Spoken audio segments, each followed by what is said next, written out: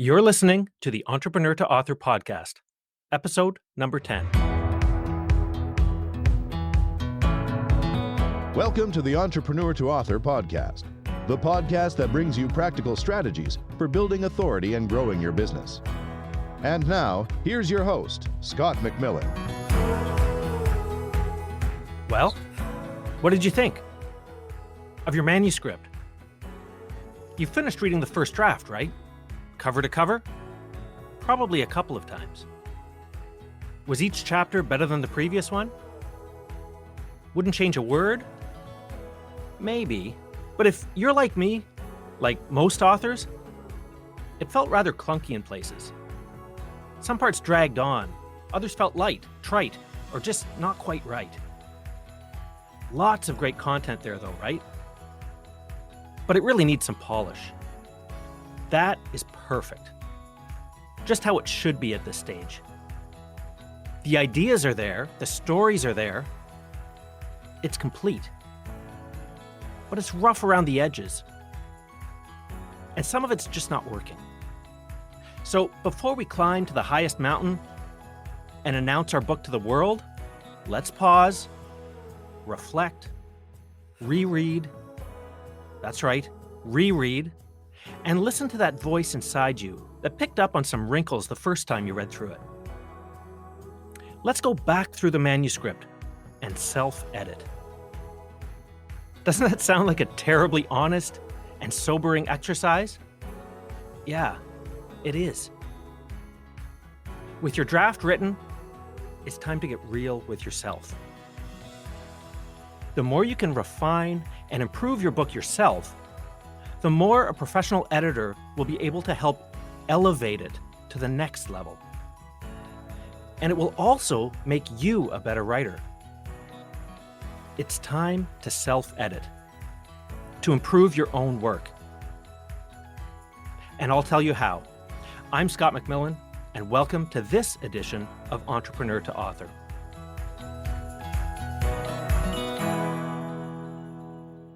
A good, thorough, honest self-edit can be cleansing, liberating even. It's a different perspective. As you give your manuscript a once, twice, thrice over, that really only you can. After all, you're the author. It's your story. Now, here's something to consider before you start to self-edit. It's a really good idea to put some time and space between you and your manuscript before you dive back into it. Because let's face it, you two have been attached at the hip for a very long time. So put it away. It's going to be fine without you for a week or two. Do it and just walk away. You'll be surprised when you come back to it how you see it from a new vantage point, from the perspective of a reader rather than the author. And that's exactly what you need to do now. Okay, you're back? Self-editing is an important step for an author. It's an entirely different mindset. And the more you edit, the more you'll start thinking like an editor, and that's going to help your writing.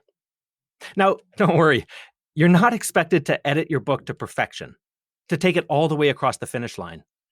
A professional editor will help you get there. Your goal with the self-edit is really to move the yardsticks, to take it as far as you can before passing it off.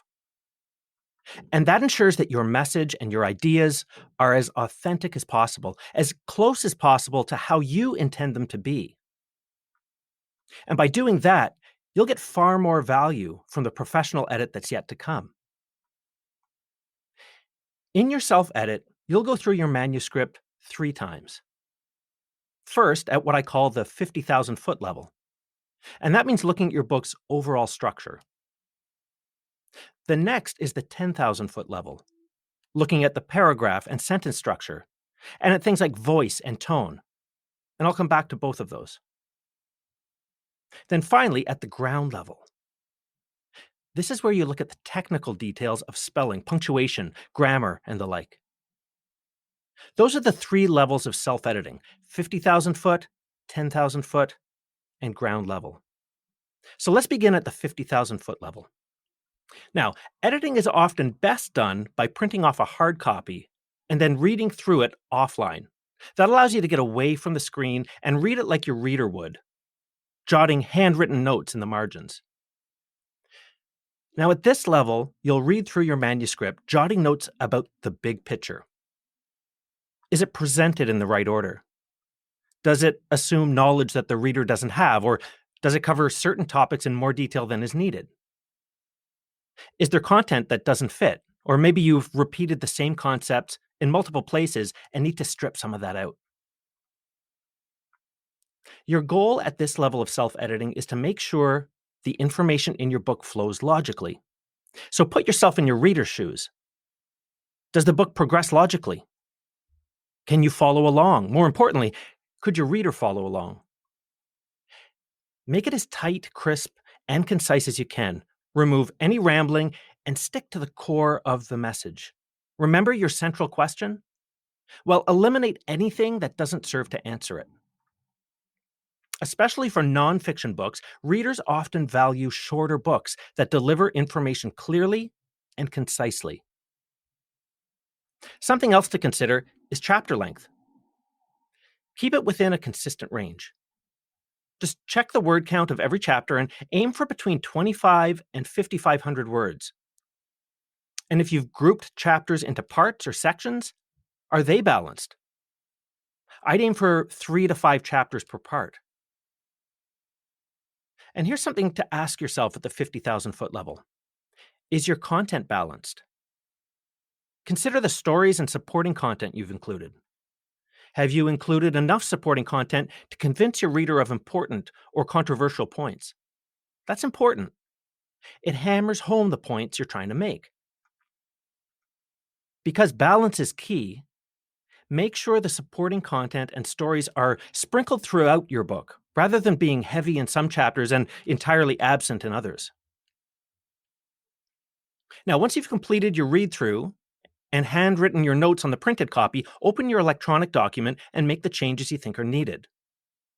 And if the changes were substantial, you might consider printing out again and giving it another review at the 50,000 foot level. All right, so that is the 50,000 foot self-edit. Next is that 10,000 foot level, and you'll quickly see the difference. Now that you've reviewed everything at the structural level, it's time to drill down and have a closer look at the paragraph and sentence level. And the goal at this stage is clarity and readability, making sure the text flows well for your reader.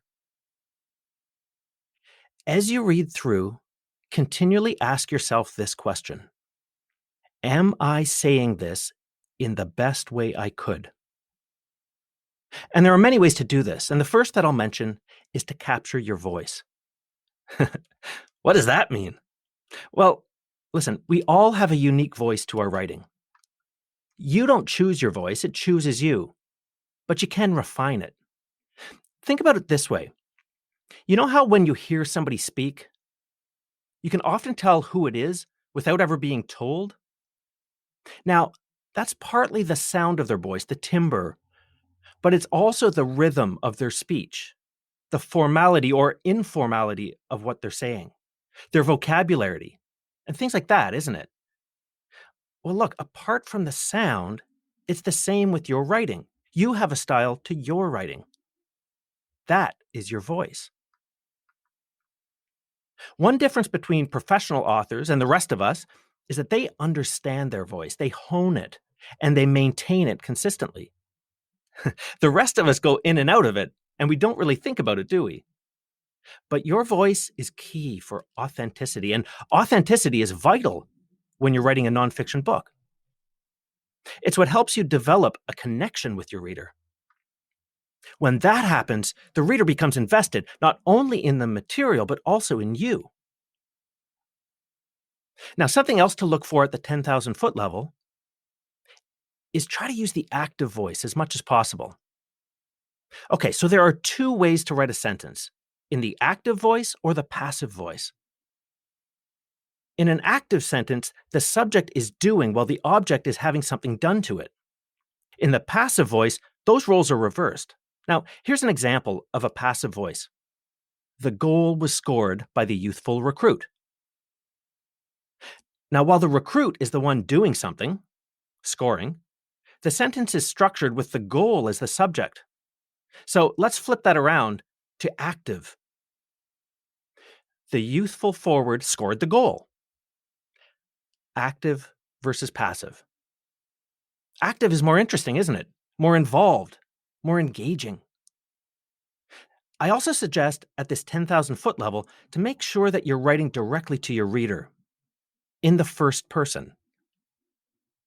By this, I mean referring to yourself as I, me, rather than we, or it even, and your reader as you rather than people or one.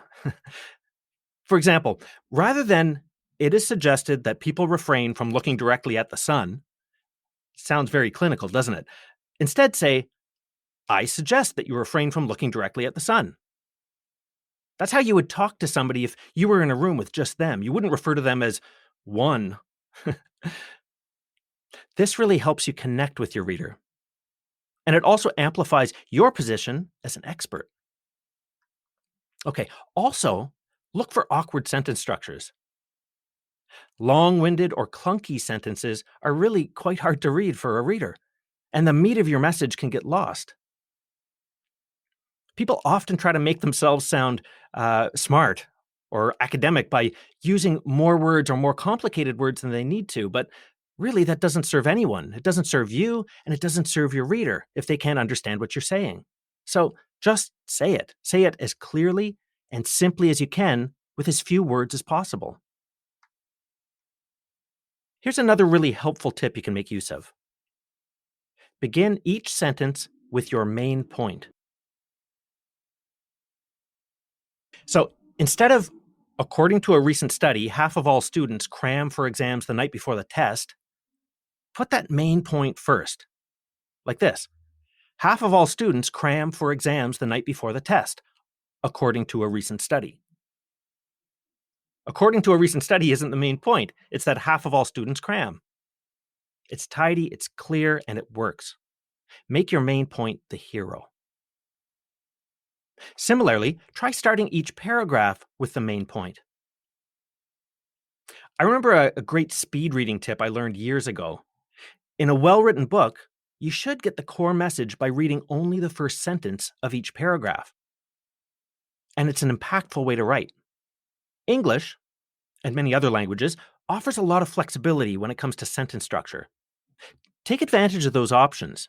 And here are some tips for using them to your advantage in your 10,000-foot level self-edit. When grouping things in lists, watch that you keep the sentence structures consistent. Consider this example. My favorite activities are running, cycling, and travel. In this example, running and cycling are verbs, but travel is a noun. So change travel to traveling, and your list feels more cohesive. You should also use the 10,000-foot level to fact check. As you read through, if you're at all in doubt about a statement you made, a name you've used, or any other fact, now is the time to check it and get it right. And finally, pay attention to tone and make sure that you keep it consistent throughout your book. Funny and sarcastic can work if you're doing that throughout your book, but if you only do it in one chapter, and then in the next chapter, you flip to a more serious and professional tone, well, that's just not going to fly. That's going to be jarring and confusing for your reader, and you'll come across as confusing and inconsistent yourself. Okay, we're through the 50,000 and 10,000 foot levels. We've got one more to go, and that is the ground level. This part of the self-edit is much more mechanical and technical, and is meant to catch as many spelling, grammar, and punctuation errors as possible. And yes, word processors do an okay job of catching the most egregious spelling mistakes, but they by no means catch everything, especially when something may work grammatically, but it has a completely different meaning to what you intended. That's garbage is grammatically correct, but if you meant to say that's a garbage, well, spell check isn't going to pick that up. And I get it. Not everybody is a terrific proofreader.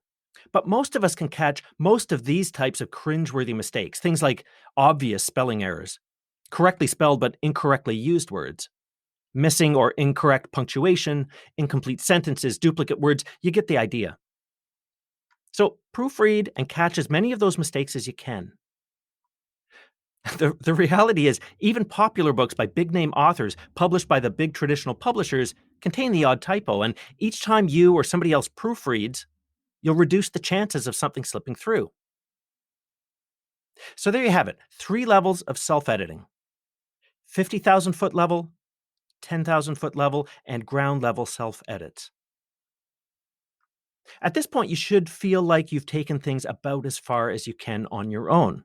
And you should feel pretty great about the work you've done and where things are at. And you should now feel entirely comfortable putting it in the hands of a small group of readers to get their input. And we call these beta readers. Beta readers are unpaid, non-professional readers who will review your manuscript and give you feedback. Real feedback from real readers will help make sure your book is useful and interesting and engaging to read. And it can also help validate and verify facts and concepts. So who should you choose as beta readers? Well, first and foremost, look for people who are your ideal reader. Clients or prospects, perhaps. You may find it helpful to include a colleague or a peer or two, especially to help fact-check and push back on controversial topics. Finally, if you have anyone in your network who's a strong writer with a solid grasp of language, they can be very helpful for feedback on your structure, style, and things like that. But one word of caution here. Stay away from close friends or family. Too often, they'll struggle to give you honest, candid feedback because they love you. They don't want to hurt your feelings. But even if they do, they're rarely part of your ideal reader group, so their feedback may not be all that relevant. Get your manuscript into the hands of 5 or 6 beta readers. That's going to give you a solid sampling of opinion. Now, you may be asking, when should I send my manuscript to beta reader? And the right answer can vary. If you send it out now, you'll be able to make changes before sending it for professional editing, and that means it will be further along and hopefully a stronger manuscript. On the other hand, sending out your manuscript after a professional edit means that beta readers will be seeing a more polished version of your book, so the feedback you get will be stronger. The choice is really yours. As far as the beta reader is concerned, their input is important, but you need to be careful how you consider and incorporate it. So I'm going to share a 6-step process that you can use when sending your manuscript to beta readers to make sure that you get the most out of it. The 6 steps are as follows. First, format your manuscript. That is, make sure you've done your self-edit. Be thorough and take the self-edit as far as you can. And then make sure that the formatting is clean, simple, and easy to navigate. Beta readers are doing you a favor, so don't waste their time with a sloppy manuscript. Now, the second step is to make the ask in advance. Contact your prospective readers well in advance of sending them the manuscript. Let them know what you're doing and why you're asking them. And give them a general description of the book. Now, be honest about your expectations about turnaround time so that you can maintain your momentum.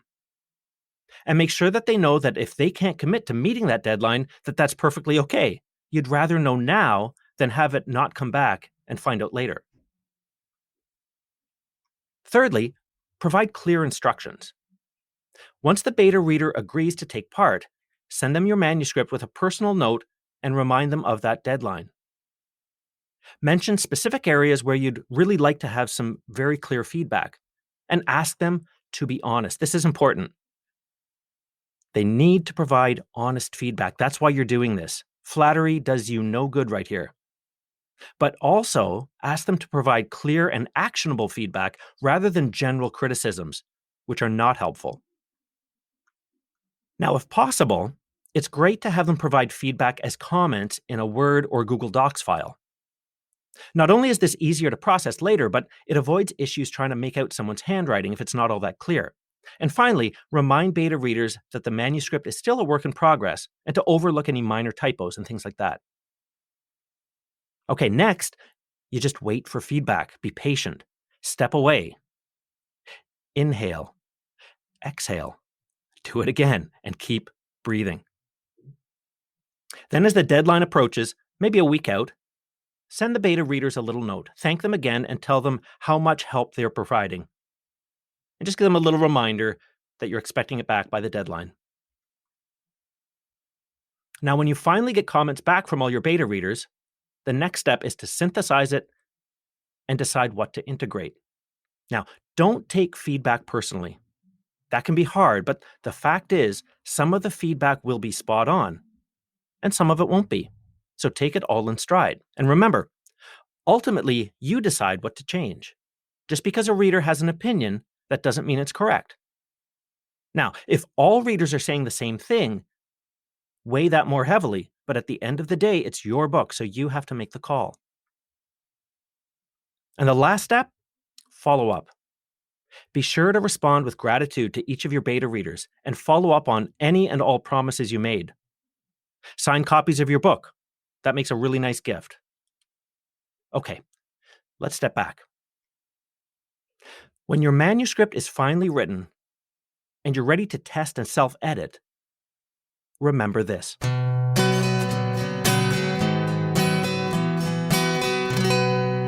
Testing and self-editing are powerful and effective tools to improve the quality of your creative work. Step away from your manuscript for a while before self-editing so you can come back to it with a fresh perspective. Then, self-edit in 3 passes. The 50,000-foot structural level, the 10,000-foot paragraph and sentence level, and the ground or technical level. Then get it into the hands of some beta readers to get their valuable input. With all that done, you've got yourself a manuscript that's ready to submit for professional editing and publication. And again, breathe. This is the iteration your manuscript needs, because progressive refinement eats perfection for breakfast every single time. So, are you ready? Because now is the time. It's time to write, time to publish, and time to grow. I'm Scott MacMillan. Until next time.